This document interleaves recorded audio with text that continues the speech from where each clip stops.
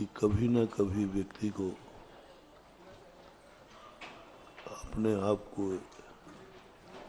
अच्छे पने की अनुभूति होती है।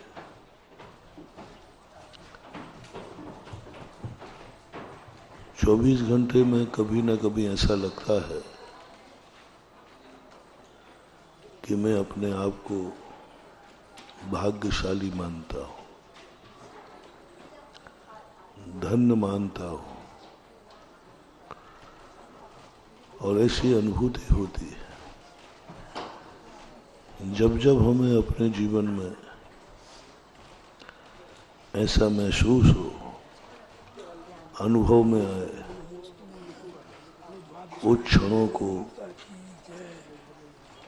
कोड कर लेना, सुरक्षित कर देना, क्योंकि हीन भाव की अनुभूति ज्यादा होती है, अवभाग की अनुभूति कम होती है। कई बार तो हम दुर्भाग्य को ही अवभाग्य समझ लेते हैं, लेकिन सच्ची अनुभूति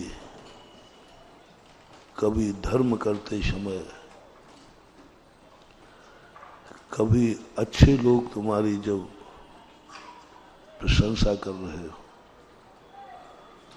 कोई तुम्हें पाकर के धन्य हो रहा हो, तुम अपने आप को धन्य मान रहे हो, एक बात, तुम्हें कोई दूसरा पाकर के धन्य मान रहा है, दूसरी बात। ये दो चीजें हमारी जिंदगी की अनमोल निधि है कि हमें अपने आप को फीलिंग होना चाहिए कि मैं कितना पुण्यात्मा हूं। अपने आप को कोसना नहीं, समय सार पढ़ने के बाद कोसना बंद करो। अपने आप को सहवासी देना शुरू करो, अपने आप को सौभाग्यशाली मानना शुरू करो। कार्य करना अलग चीज है, कार्य तो मजदूर भी करता है, पैर तो मजदूर भी दबा सकता है, लेकिन एक बेटा पैर दबाता है अपने पिता के तो मजबूर होके नहीं, अवभाग्य होने के। मंदिर तो सभी आते हैं, कोई दुर्भाग्य लेके आते हैं, दुर्भागी लोगों के मंदिर। जितने दुर्भागी लोग मंदिर आएंगे, मंदिर का अतिशय घटेगा, और मंदिर का अतिशय जितना घटेगा उतना ही तुम्हारे लिए नुकसानदायक है। हम हमेशा बड़ों को, धर्म को दुर्भाग्य के समय स्वीकार करते हैं। अपने आप में हमें फीलिंग होती है कि मैं दुर्भाग्यशाली हूं। भगवान को देखकर लगता है कि मैं पापी हूं, गुरु को देखकर लगता है कि मैं असंयमी हूं, धनवान को देख के लगता है कि मैं गरीब हूं, अच्छे आंखों वालों को देख के लगता है कि मैं अंधा हूं। ये जो हमारी फीलिंग है, ये नकारात्मक फीलिंग कहलाती है। नकारात्मक फीलिंग जितनी भी होती हैं, दीनहीन व्यक्ति के लिए होती है। जब किसी से सहारा लेना हो, जब किसी से कृपा लेना हो, जब किसी का सहयोग लेना हो, तो दीनहीन बन के लेना हो। क्योंकि जितने हम दीनहीन बनेंगे, सामने वाला द्रवीभूत होगा। महान व्यक्तियों के पास दो चीजों के लिए जाना है। एक वह कि हमारे पास कुछ नहीं है, मुझे इनसे चाहिए, मेरे पास कुछ भी नहीं है, मैं अकिंचित कर हूं। जब जाना हो तो अपने आप को जितने ज्यादा दीनहीन बन सको उतना दीनहीन बनना, अपने को अकिंचित कर मानना, अपने को निम्न स्तर का मानना, ये हमें पाने की बात होती है, कुछ चाहिए है। जब हम दीनहीन होते हैं किसी से, और हम किसी से होते हैं, तो हमारा काम तो हो जाता है, लेकिन वो कर्ज हो जाता है, ऋण हो जाता है, क्योंकि हम चाह रहे हैं उससे, हम चाह रहे कि मुझे यह मिल जाए। जब भी हम कोई वस्तु, अभी कल परसों भी कहा था, कोई भी पर वस्तु पर हमारी नीयत जाती है, हमारा खर्च और कर्ज बढ़ जाता है, और हम कर्जों में इतने डूबते जा रहे हैं, इतने डूबते जा रहे हैं, क्योंकि पग पग पर हम दूसरे के बिना नहीं जी पा रहे हैं। हमारे ऊपर कर्मों का कर्जा लगता जा रहा है क्योंकि हम बिना पुण्य के नहीं जी पा रहे हैं,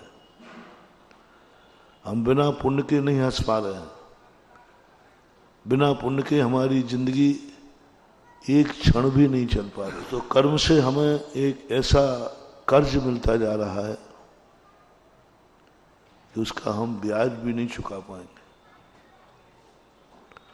अपन समझ रहे हैं कि हम पुण्य के उदय में हमारे अच्छे दिन निकल रहे हैं, नहीं।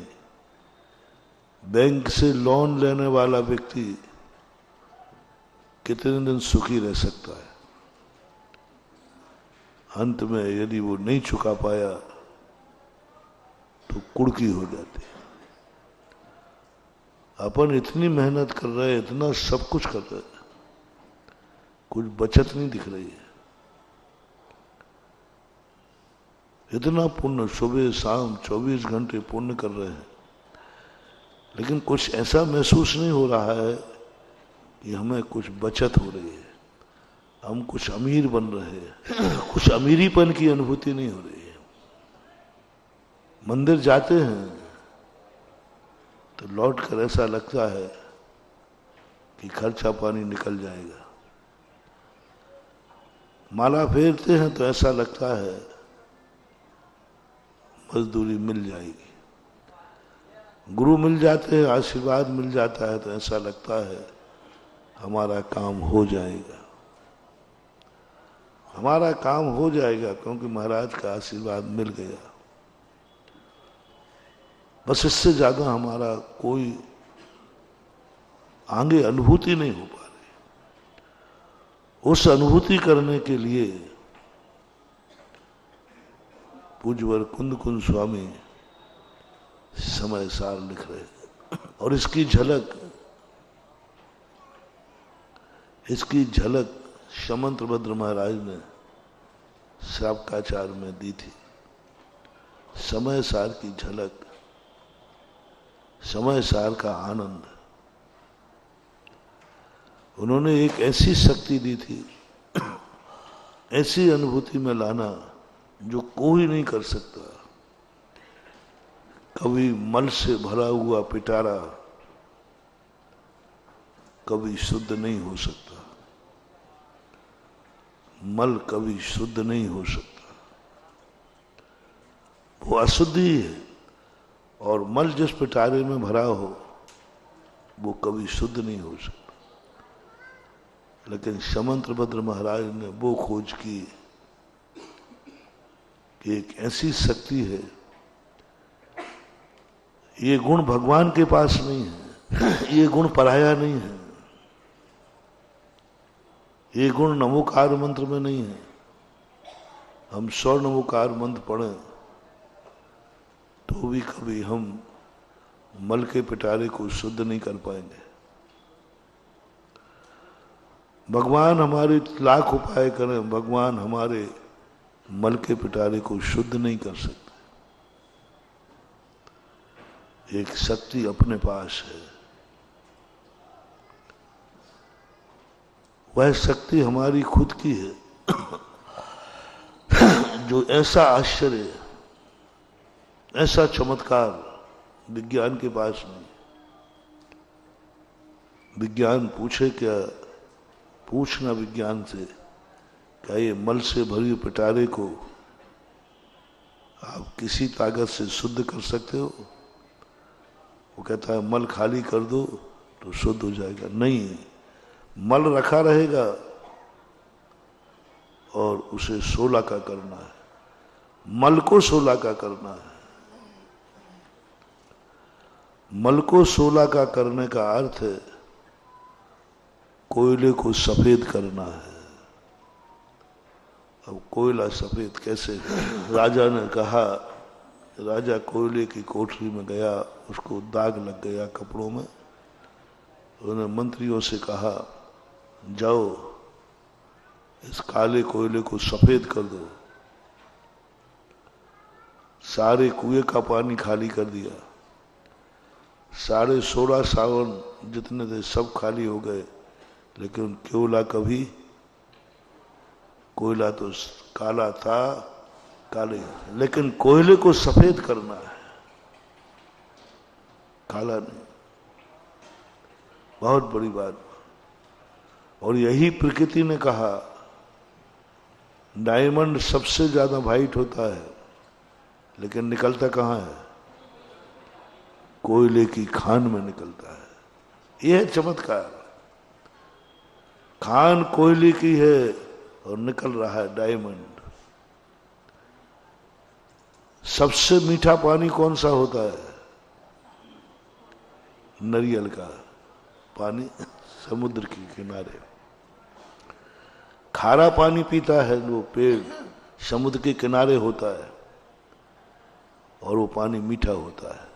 यह है चमत्कार। सारे दुनिया के पेड़ों को चमत्कार नहीं कहा। लोगों ने कहा इसको श्रीफल क्यों कहते हैं? इसको श्रीफल क्यों कहते हैं? फल तो सभी हैं, सभी फल मीठा खाते हैं, मीठा बनते हैं। मीठा पानी पीते हैं तो मीठे हो जाते हैं, खारा पानी हो तो सब फल सूख जाते हैं। संसार में एक फल ऐसा है जो खारा पानी पीता है और मीठा पानी बना देता है, इसलिए उसको श्रीफल बोलते हैं। मीठा खाकर मीठा हुए तो क्या माना है? खारा पानी पिएगा। समुद्र के किनारे जितने नारियल होते हैं सबसे अच्छे नारियल, मीठे नारियल समुद्र के किनारे, इसलिए उसको श्रीफल कहते हैं। इससे हमें एक शिक्षा लेना है कि हमें वो चीज चाहिए जो सबसे ज्यादा निकृष्ट हो, सबसे ज्यादा कष्टदायी हो। उन कष्टों में हम हंस के दिखाएं तो हमारा नाम भी श्रीचंद हो जाए, श्रीफल। हम चाहते हैं कि अच्छे सुख के दिनों में हम हंस जाएं, नहीं।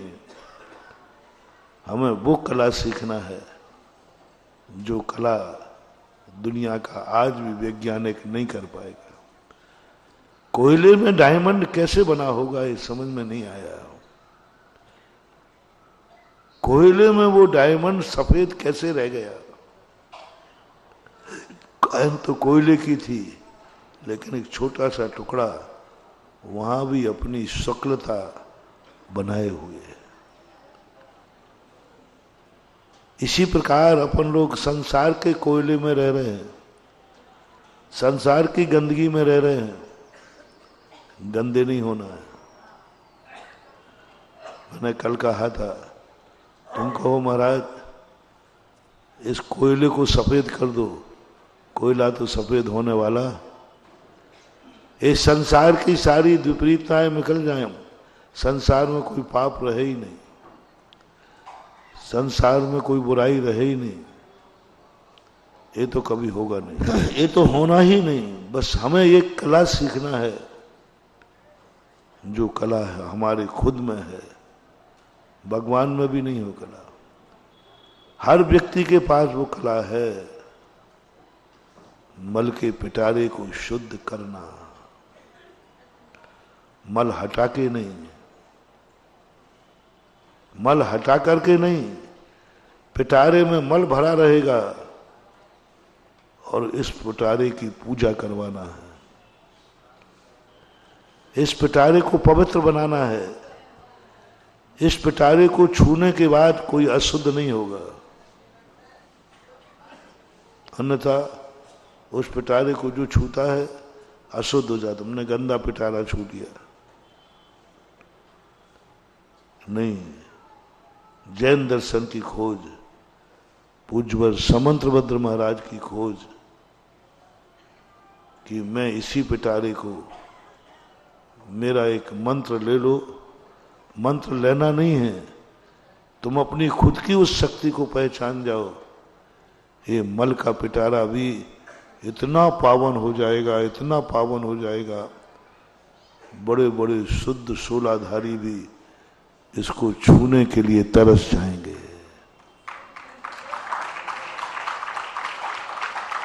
सारी दुनिया ने निंदा की, सारी दुनिया ने निंदा की, लेकिन समंतभद्र महाराज की खोज बहुत बड़ी। स्वभाव था सुचौकाए तो पवित्र थे। मल का एक मल नहीं हटाया शरीर में से। मल का पिंड है, नवद्वार भय घिनकारी, सबने निंदा की। जहां भी देखो शास्त्रों में निंदा भरी पड़ी है शरीर की। असुचि भावना देखो, 12 अनुप्रेक्षाएं देखो, सब स्थानों पर भरा पड़ा है, सब में शरीर की निंदा। सर्वप्रथम समंतभद्र महाराज थे पूज्यवर, जिन्होंने ये खोज किया, नहीं ये गंदा पिटारा बहुत बड़ी शक्ति है। तो मात एक रत्नत्रय प्रकट कर लो, फिर इसी शरीर को छूने के लिए, इसी शरीर से, जिस शरीर से देह परस्ते होए अपावन निस्दिन मर जाए, इस शरीर को जब भी जल स्पर्श करता है इतना गंदा हो जाता है, इतना गंदा कि नहाने वाला भी उस जल को छूता नहीं है। लेकिन एक शक्ति अपने पास प्रकट हो जाए, एक गुण प्रकट हो जाए, ये भगवान से नहीं लेना, भगवान नहीं दे पाएंगे। वो रत्नत्रय गुण यदि हमारे पास हो जाए तो इसी शरीर पर गिरा हुआ जल गंदा नहीं, गंदोदक हो जाता है। ये खोज जैन दर्शन की अलौकिक खोज है। किसी के दुनिया के दर्शनकारों ने ये खोज नहीं की। दर्शनकारों ने कहा कोयला कभी सफेद हो नहीं सकता, कोयला में रहने वाला बेदाग हो नहीं सकता। प्रकृति ने कहा, डायमंड ने कहा, देखो ये बेदाग है, कोयला ही में जन्मा है, कोयला में ही रहा है, लेकिन फिर भी उसने कालापन स्वीकार नहीं किया। वो हीरा हमारे लिए कह रहा है, जो अपन लोग कहते हैं कि हमारा वातावरण गंदा है, यहाँ का वातावरण ठीक नहीं है, यहाँ का नहीं। बोले क्या ठीक नहीं है? सारी दुनिया गंदी बनी रहने दो, तुम अपने मन को पवित्र कर लो, कोई तुम्हें काला नहीं कर पाएगा, कोई काला नहीं कर पाएगा। बना रहने दो काला, बना रहने दो पाप दुनिया में, कुछ भी बना रहे, हमारे पास कला होना चाहिए डायमंड बनने की। वह रत्नत्रय के प्रति हमारी एक झलक होना चाहिए।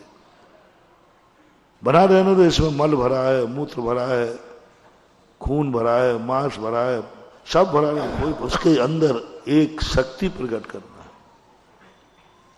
इससे बड़ा और क्या चमत्कार चाहिए? इससे बड़ा और क्या अतिशय चाहिए? सबसे बड़ा अतिशय है कि व्यक्ति संसार में रह करके भी संसारी नहीं बने। कुंद कुंद भगवान ने कल अपने समय सार में आया था, उन्होंने संसार से ऊपर नहीं उठाया, कर्मों को हटा करके तुम्हें आनंद नहीं दिलाया। उन्होंने कहा बने रहने दो इन कर्मों को, क्या फर्क पड़ता है? कर्म हटा करके नहीं, कर्मों के बीच में बैठ करके हमें वह शुद्ध तत्व की अनुभूति की बात कह दी।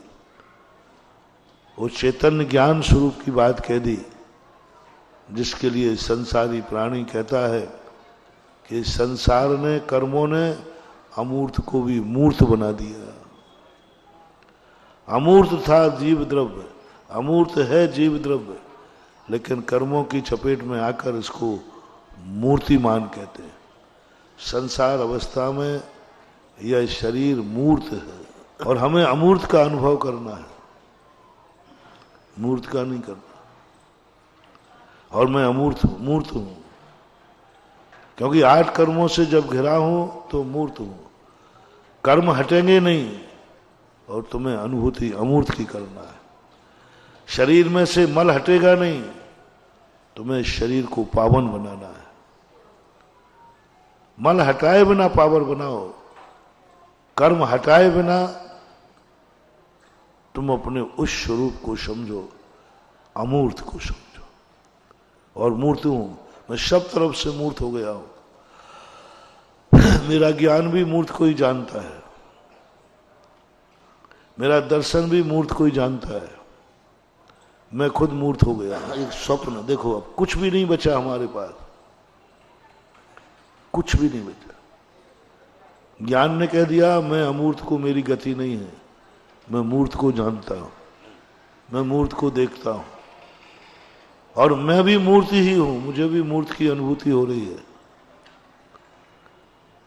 अब देखना क्या कला है गुरुओं की, क्या कला है जिनवाणी मां की, क्या कला है समय सार की। मूर्तमान ज्ञान में अमूर्त वस्तु का दर्शन करा दिया। ये विशेषता जिनवाणी की है, जिनेन्द्र देव की वाणी की है, गुरु की है। हमने एक बार शायद बताया होगा गुरु का स्वरूप क्या है। गुरु वह चमत्कार दिखा दे हमें खुद अपनी आंखों से। मैं हूं नहीं, मैं जान नहीं सकता, मेरे ज्ञान में कभी आया नहीं, और मैं लाख उपाय करूं तो आएगा भी नहीं। जैसे आपकी आंख, अपनी आंख से आंख को देखो, कभी देख लोगे? कभी नहीं देख पाओगे। कितना भी प्रयास कर लेना, कभी आंख से आंख दिखने वाली नहीं, हमारे हाथ में ही नहीं है। लेकिन एक थोड़ा सी कला है, आंख से आंख दिख जाएगी, बस एक दर्पण की जरूरत है। जैसे ही दर्पण हमारे सामने आएगा, बोलो किससे कौन क्या देख रहा है? अपनी आंख से आंख देना। अपाणम अपना अपम, आत्मा को आत्मा से कैसे देखूं? मेरा ज्ञान तो परान्मुखी है, मेरा ज्ञान तो पर को जानता है, स्वयं की तो खबर ही नहीं। और कुंद कुंद भगवान कह रहे हैं आत्मा को देखो। किससे देखूं? आत्मा से देखो। कहां से देखूं? रूपी को जान रहा है और कह रहा है रस को हम जानते हैं, हम 5 इंद्रियों के आज से कितने हो गए। और कुंद कुंद स्वामी कहते उसे चखो जिसमें कोई रस ना हो। हमें तो रस हो तो आनंद है, नीरस में क्या आनंद है? रस हो तो आनंद है, और कुंद कुंद कह रहे आरस का आनंद रस से भी ज्यादा कई गुना। बिल्कुल विपरीत लग रहा है।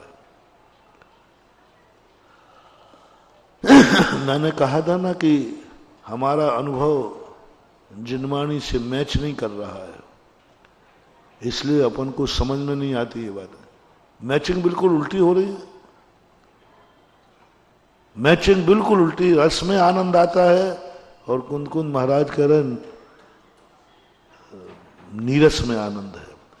जिसमें रस नहीं है उसका आनंद इतना है कि संसार के सारे रसमान पदार्थों का आनंद और एक रस विहीन का आनंद उससे भी अनंत गुना ज्यादा है। कहां से समझोगे आप? अरस अरूपम, हम तो रूप में आनंद जानते हैं, आंख देखती है बहुत सुंदर रूप है, वो कहते ये तो कुछ भी नहीं है। अरूपी में जो आनंद है वो रूपी में हो ही नहीं सकता। अगंध में आनंद, अपन गंध में आनंद मानते अपन मानते हैं कि सुगंध है बहुत अच्छा है, वो कहते सबसे ज्यादा आनंद उसमें है जिसमें कोई गंध। अरस मरूपम गंधम अव्वत्तम चेदना गुण मसद्दम जान अलिगं गहनम जीव मनोदिष्ट संतानम। उसे जानो जिसका कोई आकार नहीं है, उसे जानो जिसकी कोई पहचान नहीं है, कोई पहचान नहीं है। आत्मा की कोई पहचान नहीं है, जीव की पहचान है। कुंदकुंद स्वामी ने जीव को जानने की बात नहीं कही। वो जानते थे कि हम जीव को कहेंगे जीव को जानो, ये तुरंत जान लेंगे। जीव ये तो है ना 10 प्राणों से जी रहा था, जिया है, जिएगा। जीव की यही परिभाषा बनाई है। और ज्यादा जीव का लक्षण बनाया तो उपयोग बनाया, ज्ञान दर्शन उपयोग। ज्ञान दर्शन उसकी पहचान है, वो नहीं। जीव को नहीं पहचानना है, जीव को प्राप्त नहीं करना है, जीव में आनंद नहीं है। इसलिए 6 द्रव्य 7 तत्व 9 पदार्थ ये सब व्यवहार के विषय है। उस आत्मा को पहचानो जो ना द्रव्य है, ना तत्व है, ना पदार्थ है। आत्मा तत्व नहीं है, आत्मा पर्याय नहीं है, आत्मा गुण नहीं है, आत्मा द्रव्य नहीं है। बहुत बड़ी बात है महानुभाव। आत्मा द्रव्य नहीं है। कहीं भी आपने 6 द्रव्यों में आत्मा को नहीं पढ़ा। आत्मा तत्व नहीं है, कहीं भी तत्व में आत्मा को नहीं लिया। आत्मा पदार्थ भी नहीं है ही नहीं, वो है ही नहीं, वो कहीं पकड़ में आएगी नहीं वो। और तुम्हें है का अनुभव करना है। आत्मा नहीं है बंधु, है ही नहीं। चक्कर में मत पड़ना, ये आत्मा है, ये आत्मा है, कुछ नहीं है। ये सब जीव है। ज्ञान दर्शन से जो पकड़ में आ रहा है वो जीव है, आत्मा नहीं। आत्मा अलंग हरणम, लिंग से बोलते हैं चिन्ह को, लिंग से बोलते हैं पहचान को। आत्मा की कोई पहचान नहीं। गजब का सूत्र। उमा स्वामी का तत्वार सूत्र तो सरल था। तो एक थर्मामीटर दे देते हैं हम, जहां जहां ज्ञान दर्शन पाया जाए वह जीव है। तत्वार सूत्र में आत्मा नाम ही नहीं लिया गया, आत्मा है ही नहीं वहां जीव है। वो जीव है। आत्मा की खोज तो अध्यात्म ने की, पूज्यवर कुंद भगवान ने की। षटखंडागम में आत्मा नहीं है। जीव का वर्णन है, जीव समास। मार्गणा, जीव को खोजो। गुणस्थान, जीव को ओग सामान से। आत्मा का नाम ही नहीं है। करणानुयोग, चरणानुयोग, प्रथमानुयोग में आत्मा की चर्चा मुख्यता से है ही नहीं। की है तो वो संग्रह है, जीव की चर्चा की। प्रथमानुयोग में जितने महापुरुष कहे ये जीव कहे, ये जीव हैं, आत्मा नहीं कही। महापुरुषों को जीव कह दिया। प्रथमानुयोग में उन जीवों का वर्णन है, उस आत्मा का वर्णन है नहीं। चरणानुयोग में भी आत्मा का वर्णन नहीं, सब जीवों का वर्णन है। षट काय के जीव हैं, इनको बचाओ। कर्णान युग में तो जीव का नाम ही नहीं, आत्मा का, जीव का नाम तो है। अध्यात्म की सबसे बड़ी खोज है आत्मा, और वो है नहीं। रिपीट करता हूं, सबसे बड़ी खोज है आत्मा, जो है नहीं। अब काय की खोज है? जब है ही नहीं तो खोज कैसी? हाँ, वो ही आनंद है। हस्ती का आनंद नहीं लेना है। हस्ती का आनंद तो हमने कहा ना, परीक्षा मुख में आ जाता है, अहम वेद्मि, मैं जीव हूं। ये हस्ती का आनंद है। हस्ती का आनंद नहीं लेना। हस्ती का आनंद तो सब बच्चे को भी आ रहा है। जो कहीं है नहीं, उसका आनंद, उसका आनंद, वो आत्मा जिसका स्वरूप नहीं है, रस नहीं, गंध नहीं, स्पर्श नहीं, संस्थान नहीं। ये जो आकार है ना, ये जीव का आकार है, आत्मा का आकार नहीं। वो कहते हैं ना, किंचित न्यून जब सिद्ध जाता है, ये आज जीव का आकार है। व्यंजन पर्याय जीव की है, आकार नहीं है, निराकार। आकार रहे थे वो, संस्थान ही नहीं है उसका। जीव तो प्रदेशत्व गुण के कारण, ऐसा कोई जीव नहीं है जिसका कोई आकार ना हो। प्रदेशत्व गुण कहता है आकार है, आकार के बिना नहीं रह सकता। कौन? जीव। आत्मा कहती मेरा कोई आकार नहीं है, मेरा कोई आकार नहीं, मैं पर्याय रूप नहीं, मैं द्रव्य रूप नहीं, मैं गुण रूप नहीं। समय सार में कह दिया पूज्यवर ने, आत्मा, आत्मा को जानो। मर गए खोज खोज के, कहीं आत्मा ही नहीं मिल रही है। कहीं आत्मा, पर्यायों में जाओ, बोले ये आत्मा नहीं है।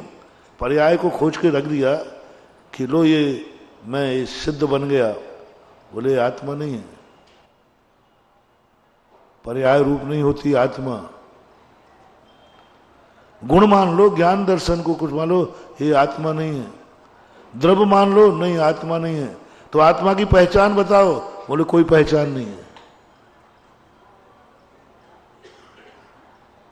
तो आत्मा की कोई पहचान तो बताओ कि आत्मा है क्या चीज। जान अलिगं गहनम जीव मणोदिठ संतानम। हिल गई आत्मा, हिल गया सब व्यक्ति। कैसे असंभव, ये कैसे संभव होगा? कोयला की खान में बैठकर कहता दाग नहीं लगना चाहिए, कैसे बैठे? काजल की कोठरी में कैसे हूं सयानो जाए, लीक लागे पर लागे। लेकिन कुंद कुंद की परीक्षा है, लीक नहीं लगना चाहिए। काला धब्बा तो काली कोठरी में मत भेजो, भेजूंगा तो काली में भेजूंगा, तो तुझे इस मल के पिटारे में ही बस तू मल को शुद्ध कर दे, मल के पिटारे को पवित्र कर दे। मल रहित पिटारे को तो दुनिया शुद्ध करती है, तो मल सहित पिटारे को शुद्ध। पहचान के लक्षण लेकर के तो दुनिया पहचान लेता है।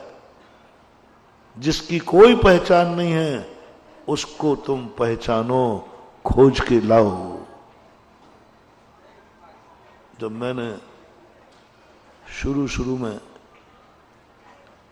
जब समय सार को पढ़ा सन 1982 में, हालांकि पूरा नहीं पढ़ पाए अस्वस्थ के कारण, लेकिन फिर भी आत्मा मिली नहीं।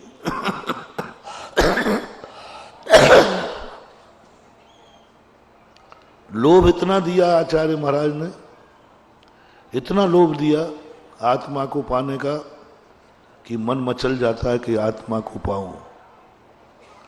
इतनी महिमा गा दी आत्मा की, जीव की महिमा नहीं गाई इतनी। आत्मा की इतनी महिमा गाई, इतनी महिमा गाई,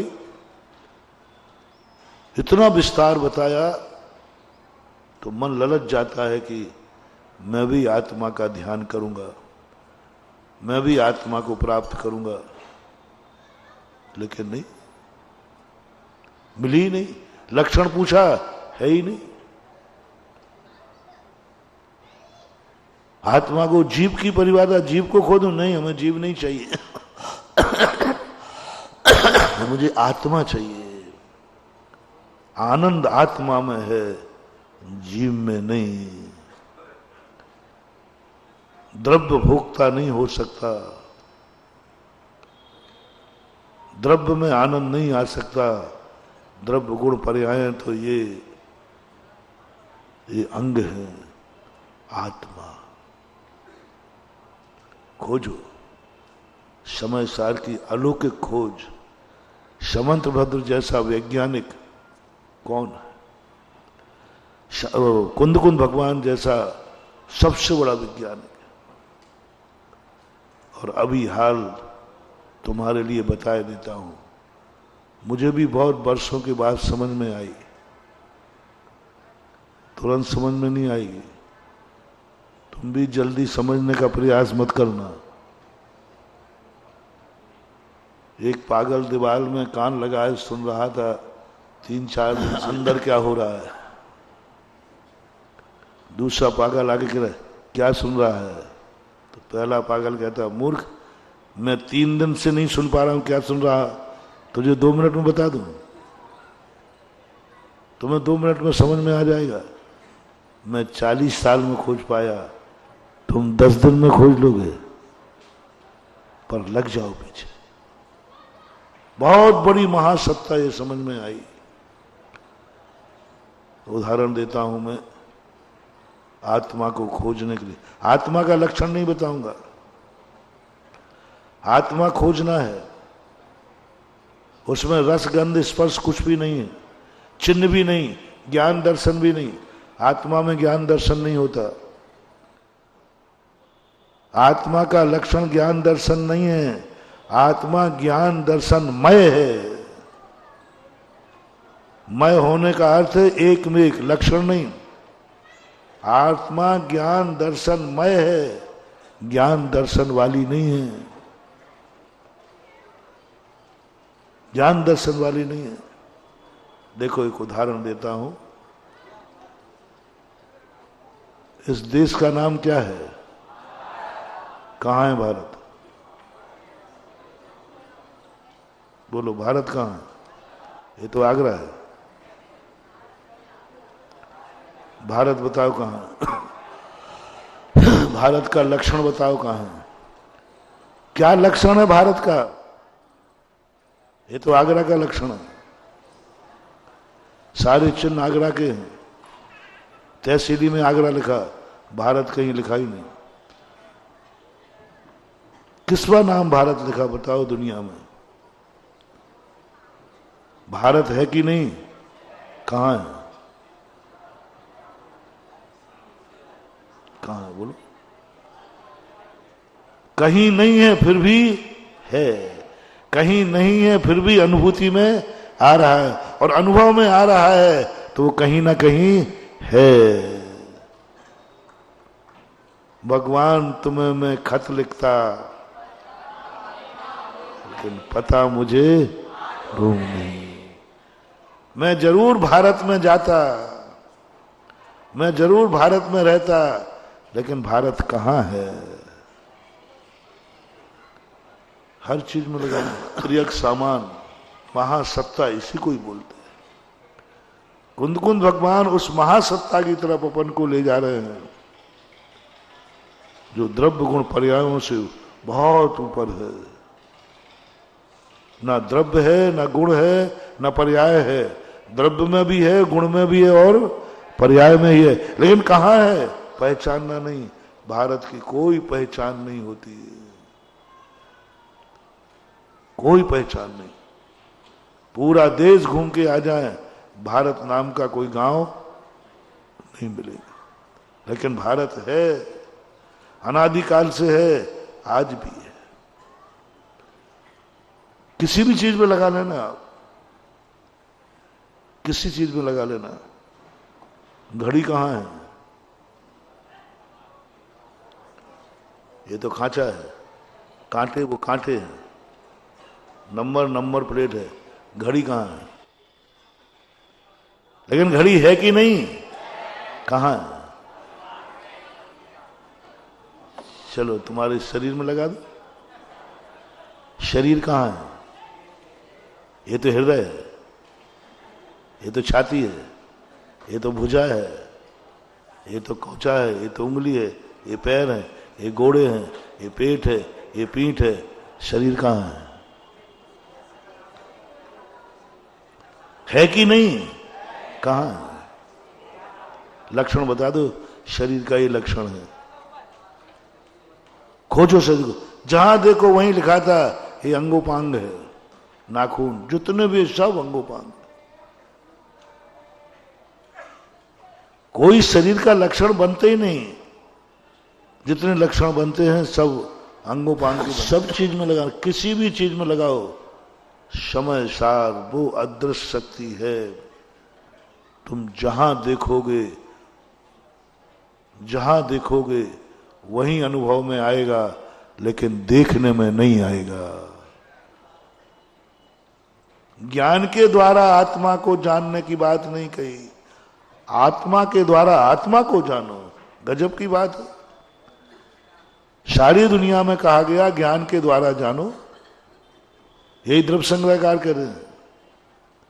अप्पा अप्पम में रहो, हिणमेव परम हवई जानो। अरे ये कहो ना ज्ञान से आत्मा को जानो, नहीं, ज्ञान जीव को जान सकता है, आत्मा को नहीं।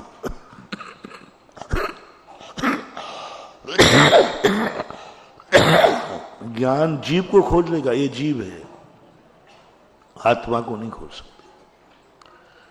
क्योंकि लक्षण विहीन वस्तु खोजी नहीं जाती, अनुभव में लाई जाती है, अनुभूति में लाई जाती है। अनुभव में आ रहा है भारत है, अनुभव में आ रहा है आत्मा है, लेकिन पकड़ में नहीं आ रहा है। इसलिए आज तक कोई आत्मा अनुभव करने वाले आत्मा को स्वाद नहीं बता पाए। आज तक आत्मा का स्वाद नहीं बता पाए।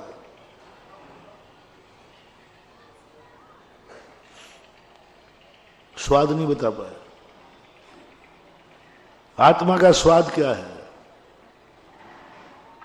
अरस कह दिया, अरस है, स्वाद तो बताओ पॉजिटिव। सारे लक्षण नेगेटिव बनाए, पॉजिटिव कुछ बनाया ही नहीं। अरस है, अगंध है, अरूपी है, असस्थान है। अरे है क्या वो, उसका लक्षण बनाओ ना। नहीं है, नहीं है, नहीं है, नहीं है। एक बार मैंने कंजाइस्ट था एक जयपुर के अंदर, उन्होंने कहा महाराज जी आप लोग निषेध कथन करते हैं, विधि कथन किया करो। निषेध कथन, ये नहीं करना, ये नहीं करना, विधि कथन करो। करना क्या है? तो मैंने कि बस तुम तो विधि कथन से आत्मा का स्वरूप बता दो। तो उन्होंने ये गाथा की, मैंने कहा ये तो निषेधात्मक है। आज तक कोई आचार्य अहिंसा की परिभाषा नहीं बना पाए। हिंसा नहीं करना ही अहिंसा। अहिंसा है क्या? है ही नहीं अहिंसा कहीं, अभाव रूप है हिंसा का अभाव। मोक्ष भी कुछ नहीं बंधु, कर्मों का अभाव। मोक्ष अधिकार लिखते समय उमा स्वामी को पसीना आ गया।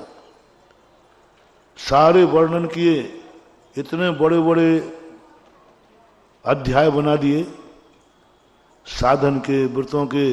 9वां अध्याय तो इतना बड़ा कर दिया, और जब मोक्ष की बात आई तो कितना लिख पाए? वो भी खींचतान के, वो तो जबरदस्ती लिखे हैं। एक भी सूत्र में जो है, हर चीज में जबरदस्ती दिख रही है। पर सापेक्ष करके 9 सूत्र मुश्किल से बना पाए। सूत्र तो एक ही बनता था, कृष्ण कर्म विप्रमोक्षो। हाँ, फिर इससे सिद्ध, इससे सिद्ध, क्षेत्र सिद्ध, काल सिद्ध, ये सब जबरदस्ती की बात है ही नहीं। मोक्ष का कोई स्वरूप ही नहीं है। जो परमानंद है उसका कोई स्वरूप ही नहीं है। आनंद लक्षण से नहीं पकड़ा जाता, आनंद अनुभव किया जाता है। और ऐसे आत्म तत्व की अनुभूति की बात जब व्यक्ति कोई कहता है, करता है,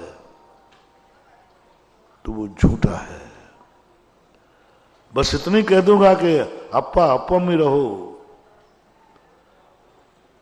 आत्मा को आत्मा से जानो। षटकारक घटाए उन्होंने, गुण में नहीं घटाए।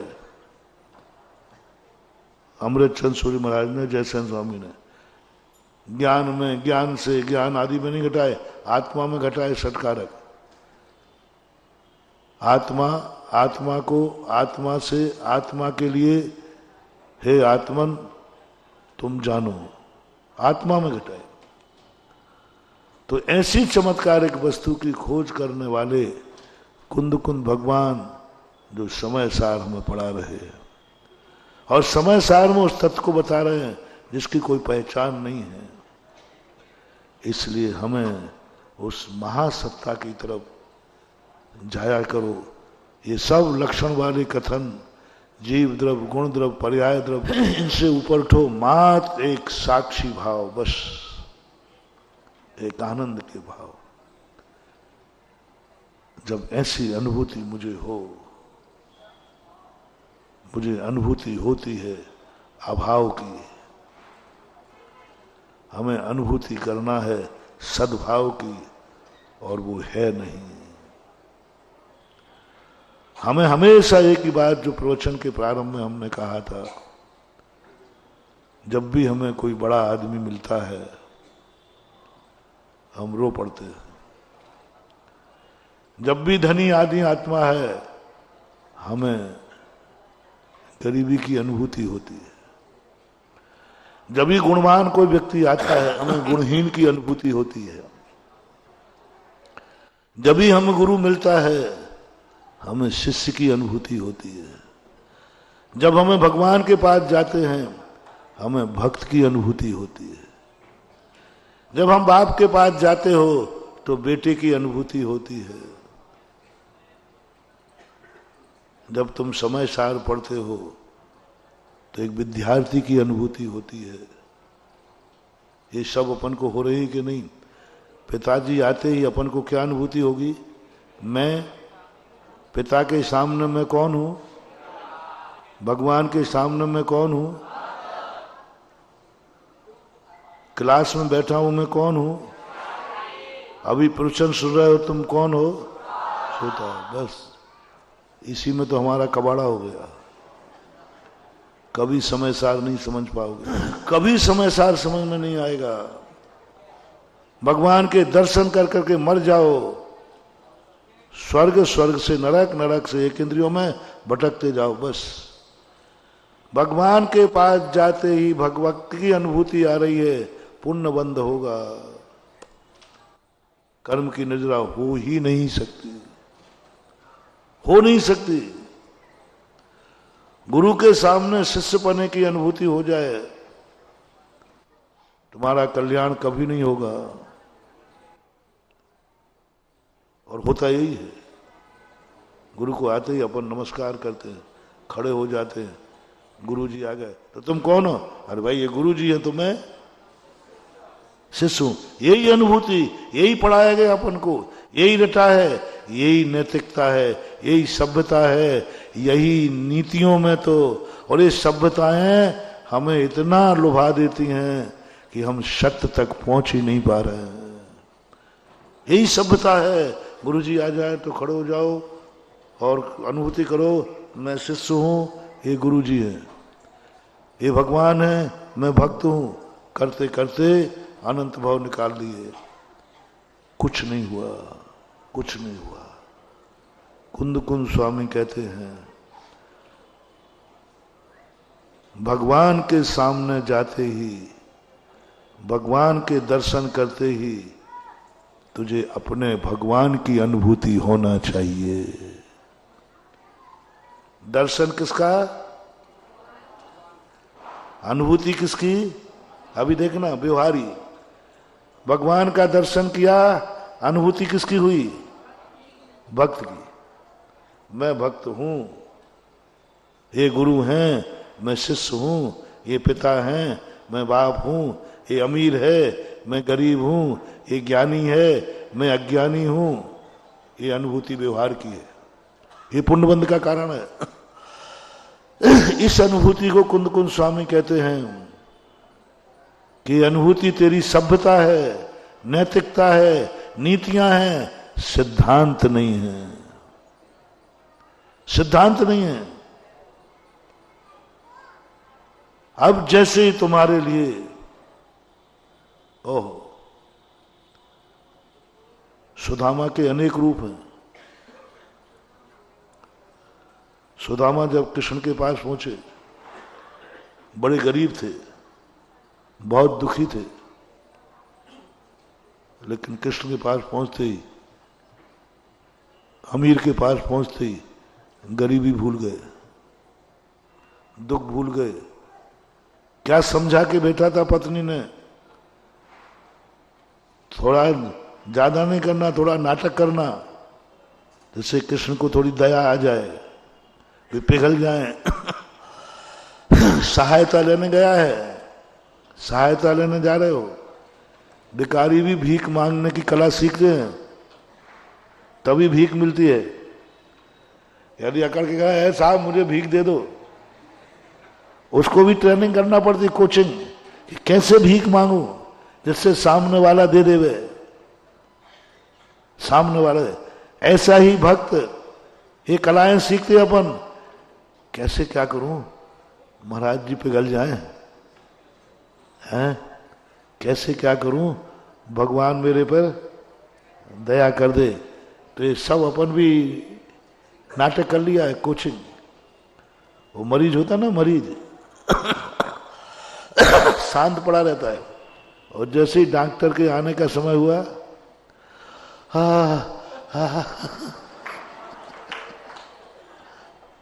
गजब चीज होती है। डॉक्टर के सामने उसका चेहरा देखना, डॉक्टर नहीं आया तब चेहरा देखना कभी उसका, और डॉक्टर के आने पर और डॉक्टर सामने खड़ा है, उसके चेहरा देखना। बिल्कुल 12 बज रहे होंगे, डॉक्टर साहब